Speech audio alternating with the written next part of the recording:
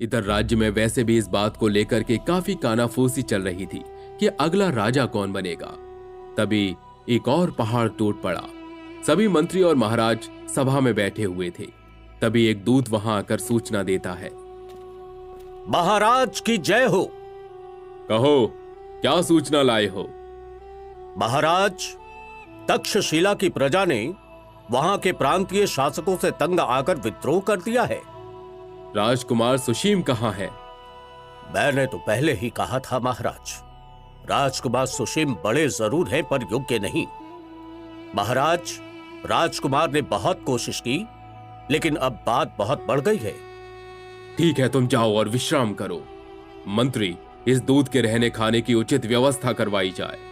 जी महाराज। मैं सभी मंत्रियों और सलाहकारों से अनुरोध करता हूं कि आप सब मुझे ये सलाह दें कि कैसे तक्षशिला का विद्रोह शांत किया जा सकता है। महाराज, मैं तो कहता हूं कि अशोक को तक्षशिला के लिए नियुक्त कर दीजिए।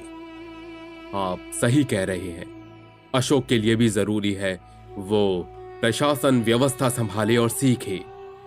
हाँ प्रभु, और आप माने या ना माने, मैंने अशोक की आंखों में वो नूर देखा है जो दिलों को जीत सकता है।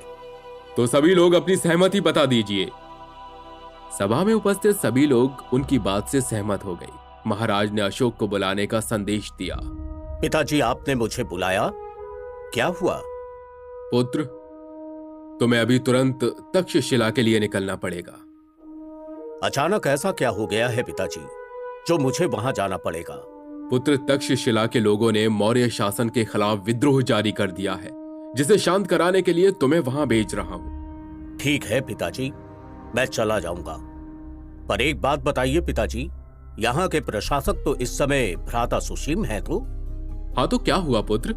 मैं तुम्हें ये विद्रोह शांत कराने के लिए नियुक्त कर रहा हूँ। ये एक राजा की आज्ञा है।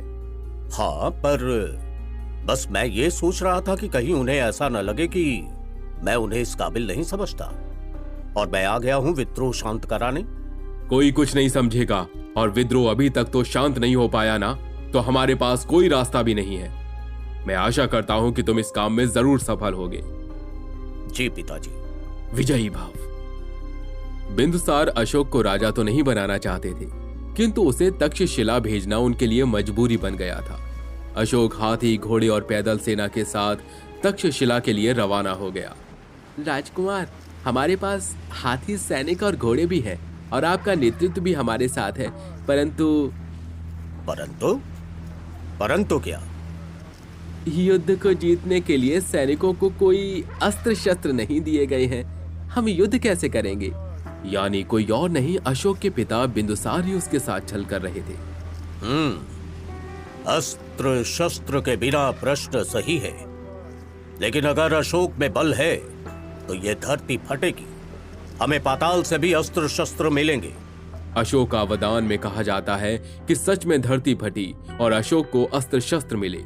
लेकिन जब अशोक तक्षशिला पहुंचे तो वहां का नजारा कुछ और ही था। जब राजकुमार अशोक तक्षशिला पहुंचे तो शहर के लोगों ने उनके मार्ग में फूल बिछा दिए। ये भी कहा जाता है कि अशोक ने अपनी सूझबूझ से वहां के लोगों को समझाया और कुछ समय बीत जाने के बाद तक्षशिला से सूचना आती है। महाराज, एक शुभ समाचार है। कहो, क्या समाचार है? महाराज, राजकुमार अशोक विद्रोह को दबाने में सफल रहे। अब तक्षशिला की स्थिति बिल्कुल सही है, चिंता की कोई बात नहीं है। ये तो वाकई खुशी की बात है। देखा महाराज, अशोक को वहां भेजना हमारा सही फैसला था। राधा गुप्त, मैं सोच रहा था कि अशोक को वहां का शासक नियुक्त कर दूं, ताकि वहां शांति बनी रहे। हाँ, सही ही है महाराज। मंत्री, ये सूचना अशोक समेत पूरे राज्य में फैला दी जाए। जी महाराज। माफ करना महाराज, आपको बीच में टोकने की गलती कर रहा हूं।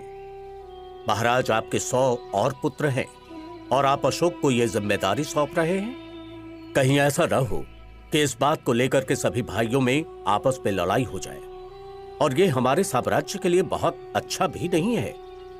आपका सवाल तो महाराज से है मंत्री जी, लेकिन मैं बता दूं, अशोक की उम्र भले ही कम है, लेकिन उसका युद्ध कौशल और तर्क बुद्धि उसकी उम्र के हिसाब से बहुत ज्यादा है।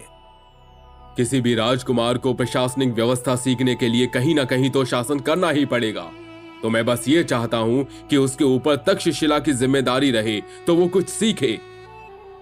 इस बात से पूरे महल में तहलका मच गया। अशोक के बड़े भाई, जो अशोक को बिल्कुल पसंद भी नहीं करते थे, वो ये कैसे बर्दाश्त कर सकते थे। इधर महाराज की सभी रानियां अपने अपने पुत्रों को महाराज बनता देखना चाहती थी। अशोक छोटे थे, उनके राजा बनने के मौके कम ही थे, लेकिन जिस तरह से वो लगातार लोगों का दिल जीतते जा रहे थे, लोगों में उनको राजा बनाने की एक चाहत नजर आने लगी। मगध के पाटलिपुत्र में लोगों के बीच अशोक की लोकप्रियता बढ़ती जा रही थी।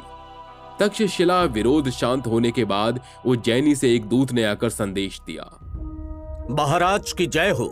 कहो, क्या संदेश लाए हो? महाराज, उज्जैनी में प्रजा ने विद्रोह कर दिया है। ये क्या हो रहा है हमारे राज्य में? एक विरोध शांत हुआ तो दूसरा शुरू। लगता है फिर से अशोक को बुलाना पड़ेगा महाराज। हाँ मंत्री, अशोक को तक्षशिला से वापस आने का संदेश भिजवा दो और उसे जल्द से जल्द पाटलिपुत्र आने को कहो। जैसी आज्ञा महाराज। महाराज की आज्ञा के अनुसार अशोक को तक्षशिला से वापस पाटलिपुत्र बुलाया गया। पिताजी को प्रणाम। खुश रहो पुत्र। क्या हुआ पिताजी, आप इतना परेशान क्यों हैं? और आपने मुझे अचानक यहां ऐसे बुलवाया?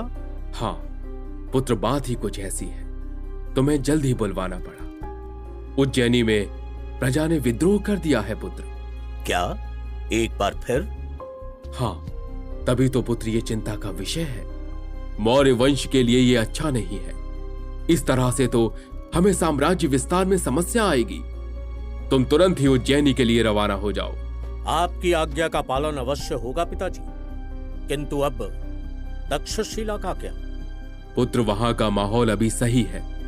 बाकी मैं राजकुमार सुशीम को वहां फिर से नियुक्त कर दूंगा। जी पिताजी, मैं आज ही उज्जैनी के लिए निकल जाऊंगा।